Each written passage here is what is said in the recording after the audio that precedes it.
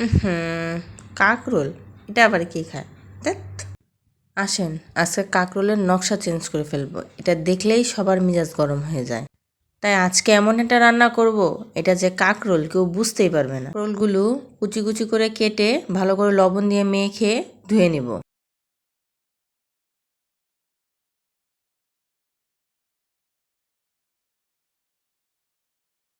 বেশ কয়েকবার পানি চেঞ্জ করে করে ভালো করে ধুয়ে নিলে দেখবেন কাকরোলের বিচিগুলো এভাবে বের হয়ে আসবে।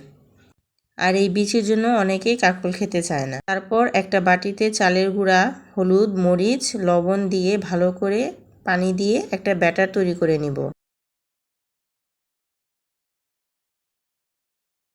তারপর কেটে রাখা কাকরোল দিয়ে ভালো করে মেখে নিব।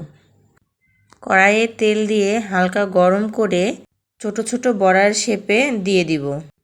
তারপর এপাশ ওপাশ করে লাল করে ভেজে নেব। তাহলে রেডি আমাদের কাকরোলের বড়া।